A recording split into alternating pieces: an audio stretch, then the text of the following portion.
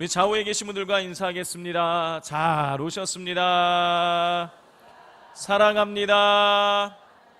축복합니다. 선포하겠습니다. 예수님이 부활하셨습니다. 살아계셔서 당신과 함께하고 계십니다. 예수님과 동행합시다. 할렐루야. 주님 부활하셨습니다. 1년 동안 열심히 외쳤는데 예, 오늘 드디어 부활절입니다. 자, 우리 성도님들에게 부활은 어떤 의미가 있으십니까? 톨스토이가 쓴 부활이라는 소설이 있는데 이 소설의 내용은 이렇습니다. 이 귀족 청년 네풀 류도프라는 청년이 자기 집에서 일하는 하녀 카츄샤라는 이 여인을 유혹해서 잠자리를 같이 했습니다. 그러다가 임신이 되니까 이 여인을 쫓아내 버렸습니다.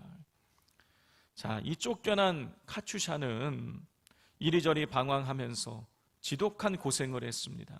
이루 말할 수 없는 피눈물 나는 고생이 계속되었습니다. 그러다 견디다 못해 카츄샤는 창녀가 되어서 몸을 팔게 됩니다. 그러나 어느 날 이 카츄샤는 자기를 괴롭히는 남자를 살해하게 됩니다. 그로 인해서 법정에 서게 되는데 이제 재판을 받기 위해서 법정에 갔을 때에 이 카츄샤는 깜짝 놀라게 됩니다. 왜냐하면 그 법정의 판사가 자기를 임신시켰던 네풀 류도프였기 때문이에요. 재판을 지나가던 네풀 류도프도 이 카츄샤를 보고선 자기의 이 실수로 인해서 한 여자의 일생이 망치게 되었다라는 것에 양심의 가책을 느끼게 됩니다. 그래서 이 카츄샤를 돕게 되는 것이죠. 네풀 류도프는 사람을 죽인 카츄샤에게 사형을 언도하는 대신에 시베리아로 유배를 보내게 됩니다. 그리고 네풀 류도프는 이 시베리아로 유배를 가는 카츄샤와 동행을 하게 되는 것이죠. 네풀 류도프는 시베리아로 가는 그 길에 그 한 여인 숙에서 잠을 자게 되는데 밤중에 성경을 읽게 됩니다. 그리고 성경을 읽다가 부활하신 예수님을 만나게 됩니다. 그는 부활의 주님을 만난 후 젊은 시절 방황했던 자신의 삶에 대해서 회개하게 됩니다. 그 후부터 사람을 사랑하고 돕는 일에 자신을 헌신하겠다고 다짐하며 나머지 생을 정말 그렇게 살아가게 됩니다. 자, 이것이 톨스토이의 부활이라는 소설의 내용입니다. 부활의 주님을 만나면 새로운 인생이 된다라는 것이죠. 톨스토이의 이 부활이라는 소설에서의 부활은 어떤 의미냐면 악한 사람이 선해진다, 이런 개념인 것이죠. 자, 그러나 성경이 말하는 부활은 단순히 악한 사람이 선해진다라는 그런 의미가 아니죠. 자, 오늘 본문을 통해서 성경이 우리에게 가르쳐주는 부활의 메시지에 대해서 우리가 살펴보도록 하겠습니다. 오늘 본문을 보면 예수님의 무덤을 찾아간 여인들의 이야기가 기록되어져 있습니다. 자, 1절을 보면 예수님의 무덤을 찾아간 사람이 막달라 마리아와 다른 마리아라고 이렇게 기록이 되어져 있습니다. 자, 그런데 마가복음을 보면 보다 자세하게 기록이 되어져 있어요. 마가복음 1장 16절입니다. 안식일이 지남에 막달라 마리아와 야고보의 어머니 마리아와 또 살로메가 가서 예수께 바르기 위하여 향품을 사다 두었다가 그랬어요. 예수님의 장례를 치르기 위해서 무덤을 찾아간 사람들은 수제자 베드로나 예수님과 함께 이 겟세마네 동산에 올라가 기도했던 야고보와 요한이 아니었습니다. 예수님의 장례를 치르기 위해서 찾아간 사람들은 막달라 마리아와 야고보의 어머니 마리아와 살로메였어요. 자, 막달라 마리아는 7 귀신이 들렸다가 예수님께 고침을 받은 사람이죠. 야고보의 어머니 마리아는 예수님의 제자 중 알페오의 아들 야고보의 어머니를 가리킵니다. 누가복음에 보면 이 알페오의 아들 이 야고보의 어머니를 요한나라고 이렇게 부르는 것을 볼 수가 있습니다. 그리고 살로메는 예수님의 제자 중 세베대의 아들 야고보와 요한의 어머니를 가리키는 거예요. 자, 이 세 명의 여인이 예수님의 시신에 이 향품을 바르기 위해서 새벽에 예수님의 무덤을 찾아간 것입니다. 성도 여러분, 남자도 아닌 여인들이 로마의 군병들이 지키고 있는 예수님의 무덤에 새벽에 찾아간다? 이거 보통 용기 갖고 되는 일이 아닌 것입니다. 왜냐하면 예수님은 종교적으로는 신성 모독죄로, 그리고 정치적으로는 유대인의 왕이 되어서 체제를 전복시키려는 내란 음모죄로 지금 체포가 되어서 십자가형을 받고 죽임을 당했기 때문인 것이죠. 조선시대 때에 이 임금을 몰아내려는 영모를 모의하게 되면 어떻게 됩니까? 3대를 멸했어요. 3족을 멸했습니다. 뿐만 아니라 영모를 모의한 사람들과 가까이 지냈던 사람들도 다 감옥에 쳐넣었어요. 예수님 시대도 마찬가지죠. 체제를 전복시키려는 정치범과 친했던 사람들은 모두 체포되어 감금되어야만 했습니다. 그렇기에 예수님의 수제자였던 베드로는 예수님께서 이 내란 음모죄로, 그리고 신성 모독죄로 재판을 받을 때에 예수님 나 모른다고 그렇게 3번씩이나 부인했던 것입니다. 그런데 예수님 당시에 천시되고 사람 취급조차 받지 못했던 이 3명의 여인, 막달라 마리아와 야고보의 어머니 마리아와 또 야고보와 요한의 어머니 마리아 살로메가 예수님의 시신에 향품을 말라드리려, 다시 말해서 장례를 치러 드리려고 로마 군병들이 지키는 무덤에 새벽에 찾아갔던 것입니다. 여기에서 우리는 이 세 여인이 예수님에 대한 이 사랑과 존경의 마음이 아주 마음속 깊이 넘쳐 흐르고 있음을 발견할 수가 있습니다.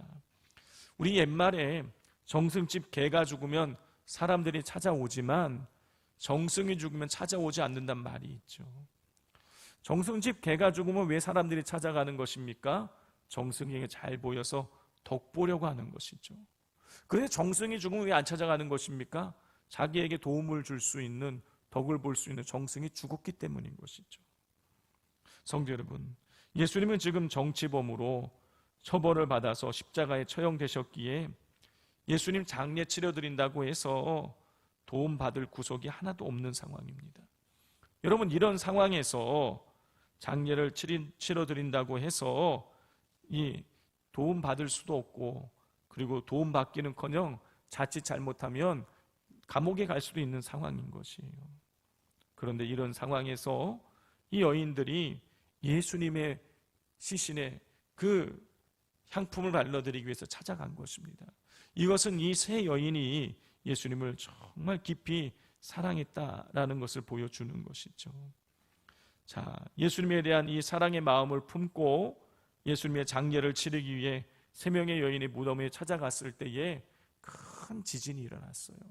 그리고 하늘로부터 천사가 나타나서 여인들에게 이런 말을 전했습니다. 우리 5절부터 7절까지를 교독해 보겠습니다. 천사가 여자들에게 말하여 이르되 너희는 무서워하지 말라.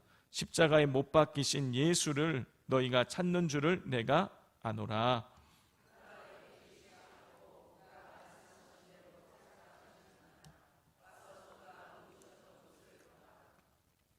함께 읽겠습니다. 또 빨리 가서 그의 제자들에게 이르되 그가 죽은 자 가운데서 살아나셨고 너희보다 먼저 갈릴리로 가시나니 거기서 너희가 배우리라 하라. 보라, 내가 너희에게 일렀느니라 하거늘.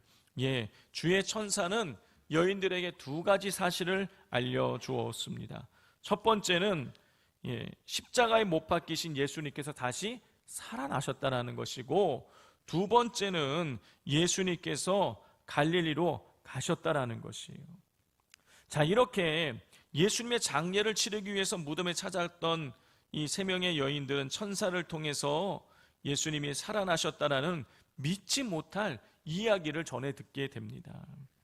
자, 예수님의 부활 소식을 들은 여인들은 이런 반응을 보였어요. 우리 8절을 함께 읽겠습니다.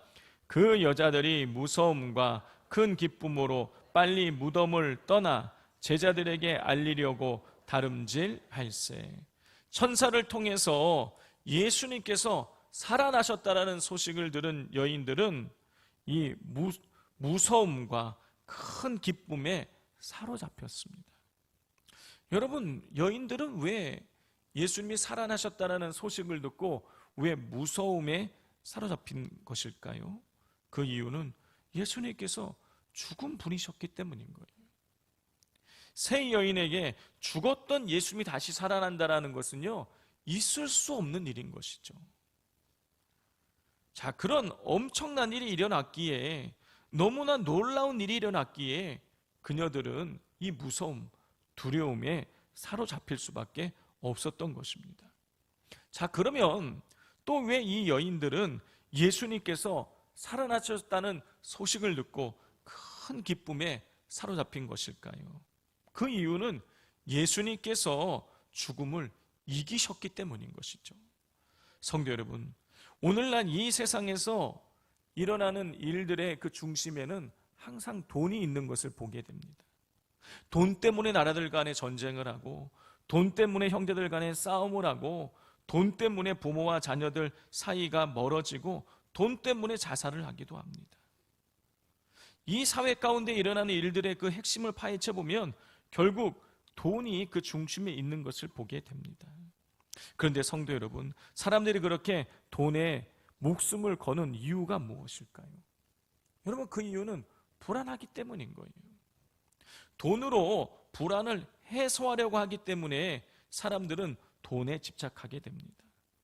돈이 없는 사람은 돈이 없어서 불안하고, 돈이 있는 사람은 더 갖지 못해서 불안해합니다. 도대체 왜 사람들은 여러분 그렇게 돈 하면서 불안해하는 것일까요? 여러분, 사람들이 우리가 살아가면서 불안해하는 이유는 여러 가지가 있어요.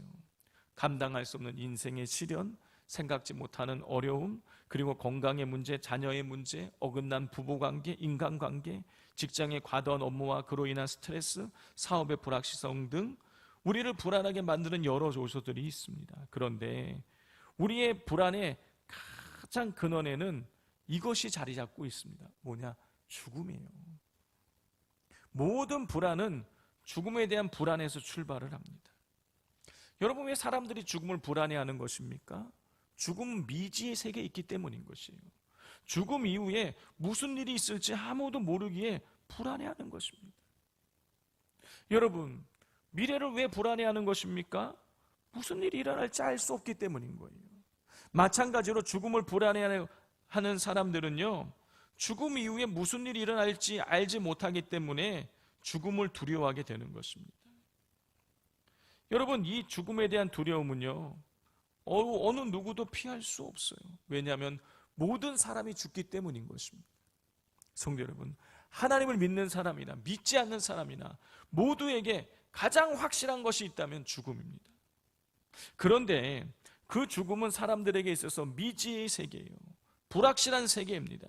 그리고 모든 사람은 반드시 죽어요. 그렇기에 사람들은 실존적으로 죽음에 대한 불안감을 안고 살아가게 되는 것입니다. 죽음에 대한 불안감 속에서 여러분 다양한 불안감이 파생되는 것이에요. 여러분, 모든 불안의 뿌리는 죽음의 문제입니다. 여러분, 우리가 돈 하면서 불안해하는 이유도 근원을 거슬러 올라가다 보면 결국엔 죽음의 문제가 있는 거예요. 여러분, 부모와의 이렇게 우리가 이 죽음으로 인해서 죽음의 문제 때문에 우리가 근원적으로 이 불안해한다라는 것은 이 부모와의 애착이 제대로 형성되지 않은 아이들이 성인이 되어서 여러 가지 병리적인 현상을 보이는 것과 같습니다. 어려서부터 부모에게 존재 자체가 받아들여지고 부모와의 애착 관계가 제대로 형성이 된 아이들은요, 건강한 자아를 가지고 건강하게 성장하게 되는 것이죠. 그래서 성인이 되어서도 사람들과의 관계 속에서 그렇게 어려움을 겪지 않게 되고 설사 어려움이 있어도 그걸 잘 이겨내게 됩니다. 그러나 어려서 부모의 사랑을 제대로 받지 못하고 부모와의 애착 관계가 제대로 형성되지 못한 아이는 존재 자체가 불안해요.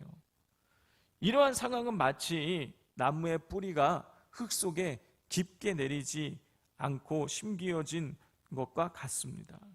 여러분 생각해 보십시오. 나무의 뿌리가 흙에 제대로 심겨지지 못한 상태로 성장하게 되면 어떻게 됩니까? 나무가 성장하면 성장할수록 더 크게 이리저리 흔들리게 되는 것이죠.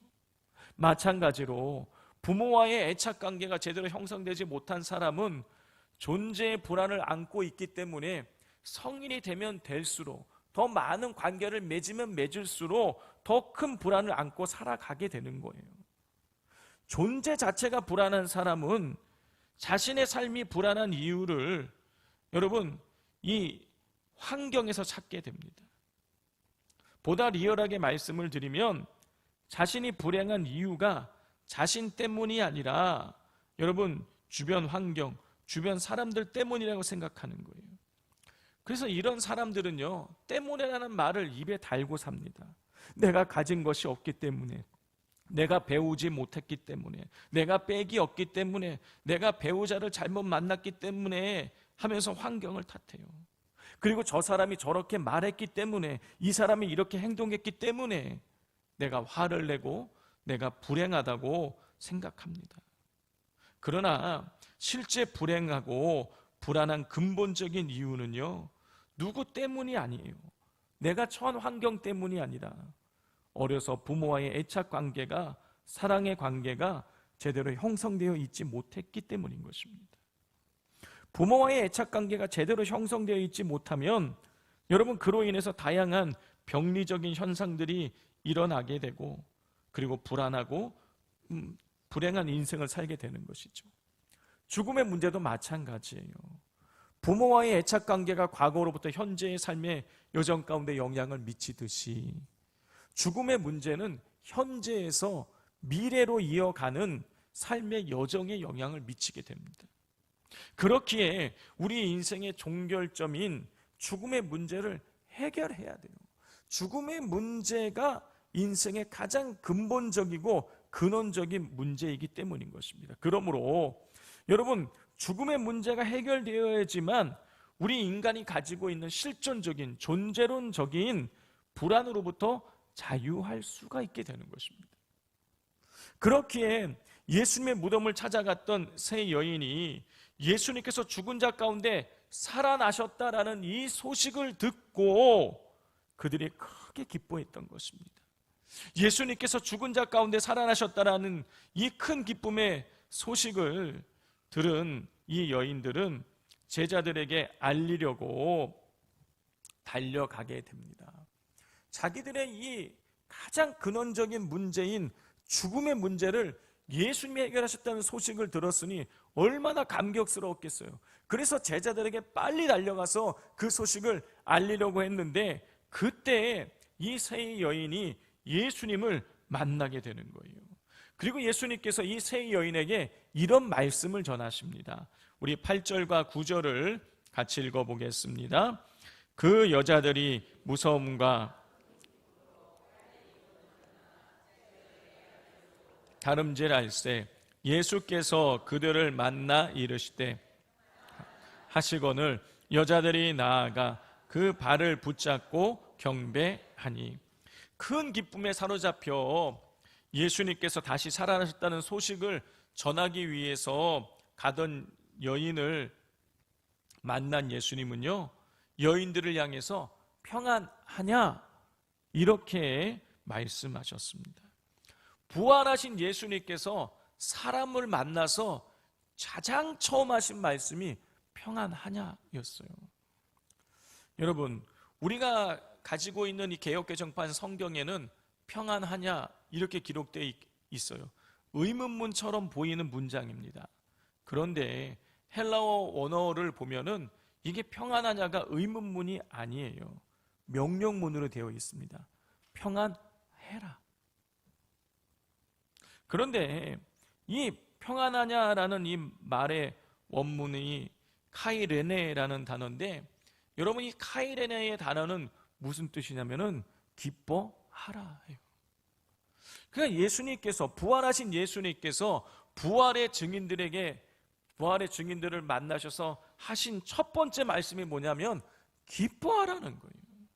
여러분, 예수님께서 왜 기뻐하라고 지금 말씀하고 계신 것입니까? 예수님께서 죽음의 문제를 해결하셨기 때문인 것이에요. 예수님께서는 인간 불안을 일으키는 가장 근원적인 문제를 내가 해결했으니까, 내가 죽음의 문제를 해결했으니까 이제 기뻐하라고 지금 명령하고 계신 것이에요. 여러분, 이것이 부활의 메시지인 것입니다. 예수님의 부활이 우리에게 주는 메시지는 예수님께서 사망 권세를 이기셨다라는 거예요. 부활은 인간의 가장 근본적인 문제인 해결자가 예수님을 보여주고 있는 것입니다. 다시 말해서 부활의 메시지는 예수님께서 우리 인생의 해답이 되신다는 것이에요. 여러분, 그렇습니다. 예수님이 우리 인생의 해답이 되십니다. 예수님께서는 십자가에서 우리의 죄의 문제를 해결해 주셨을 뿐만이 아니라 부활하심으로 말미암아 죽음의 문제를 해결해 주셨어요. 여러분, 이 세상 그 어느 것도, 어느 누구도 우리의 죄와 죄의 문제, 죽음의 문제를 해결할 수 없습니다.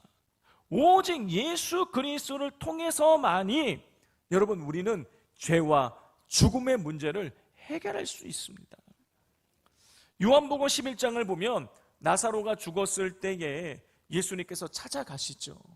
그때에 이 마르다가, 나사로의 이 형제인 마르다가 예수님을 만나서 이렇게 말합니다.